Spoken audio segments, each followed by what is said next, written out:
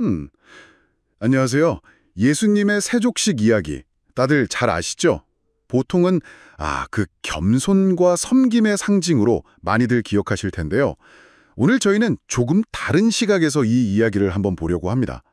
저희가 살펴볼 예수님 세족식의 영적 의미와 깨달음이라는 자료가 있어요.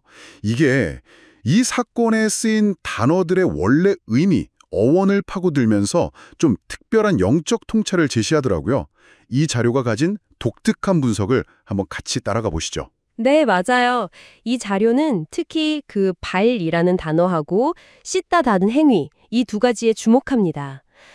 단순히 발을 씻어주는 행위 그 자체를 넘어서요. 이 단어들의 헬라어 또 히브리어 뿌리 속에 담긴 그 의미를 파헤쳐 보거든요. 그러면서 세족식이 상징하는 게 단순 섬김이 아니라 더 깊은 차원의 어떤 영적 전환이다. 이런 주장을 합니다. 아마 이 자료가 제시하는 관점이 여러분께도 좀 새로운 생각을 던져줄 수 있을 겁니다. 자, 그럼 이 자료의 분석 조금 더 들어가 볼까요? 먼저 발에 대한 해석인데요. 요한복음 13장에 보면 예수님께서 이미 목욕한 사람은 발만 씻으면 된다. 이렇게 말씀하셨잖아요. 이 자료는 여기서 발이 우리가 세상을 살아가면서 뭐랄까 자연스럽게 영향을 받는 그런 혼적인 생각 또는 마음 상태 이런 걸 상징한다고 봐요. 네, 맞습니다. 이 자료는 특히 히브리어 어원을 중요하게 보는데요. 발을 뜻하는 히브리어 레게레는 혼적인 영역에 있는 것을 가리켜서 영적인 영역으로 옮긴다. 이런 개념이 담겨 있다고 설명해요. 그러니까 결국 예수님께서 말씀의 가르침을 통해 우리의 그런 혼적인 생각들을 계속 깨끗하게 해주시고 우리를 영이신 그리스도께로 이끄시는 과정, 그걸 상징한다는 해석이죠. 그리고 구약 성경 사무엘상에 나오는 아비가일 있잖아요. 다윗의 발 씻길 종이 되겠다고 고백하는데 이것도 비슷한 맥락으로 본다는 거예요. 그리스도께 복종하고 따름으로써 어떤 영적인 연합을 이루려는 열망을 보여준다고요. 아, 그렇군요. 그럼 이 해석대로라면 예수님이 제자들에게 서로 발을 씻겨주라고 하신 명령 있잖아요. 요한복음 13장 14절. 이것도 그냥 서로 섬겨라. 이걸 넘어서 서로의 그 혼적인 생각을 말씀으로 이렇게 깨우쳐주면서 함께 영적으로 성장해라. 뭐 이런 의미로도 생각해 볼 수 있겠네요. 이거 정말 흥미로운 관점인데요. 그렇죠. 그리고 이어서 씻다라는 행위를 보면 그 의미가 더욱 분명해진다고 이 자료는 설명합니다. 이와 관련된 히브리어 단어 라하츠에는 우리의 생각이나 머리를 혼적인 한계, 어떤 울타리 같은 거죠. 거기서 건져내서 하나님의 의로 이끈다. 이런 뜻이 담겨 있다고 분석해요. 예를 들면 그 출애굽기에서 제사장들을 세울 때 물로 씻기는 의식 있잖아요. 또 룻기에서 룻이 보아스를 만나기 전에 목욕하는 장면도 나오고요.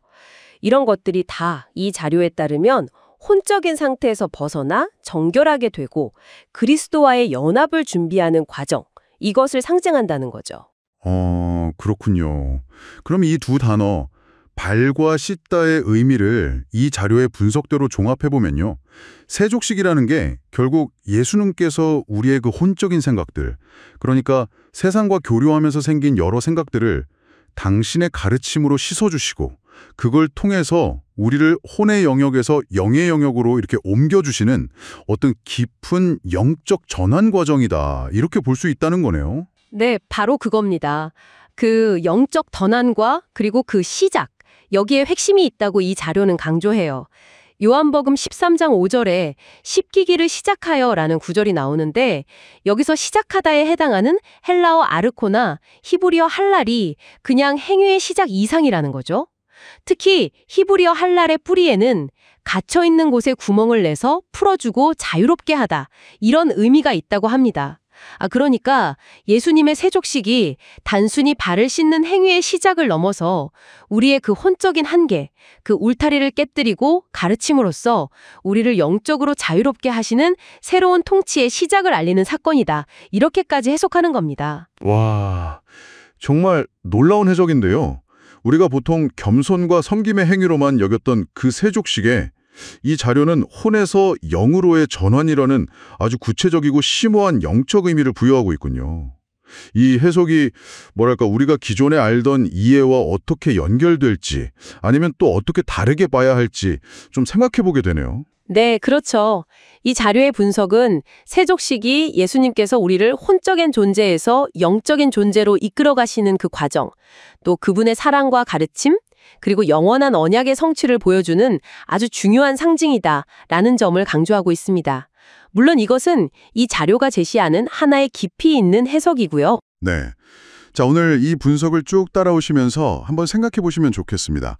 혹시 내 삶에도 여전히 씻겨야 할 혼적인 생각의 발이 있다면 그건 무엇일까? 그리고 오늘 예수님의 그 가르침을 통해서 내가 어떤 새로운 영적인 영역으로 나아가길 바라는가? 잠시 멈춰서 생각해 보는 시간을 가져보시는 건 어떨까요?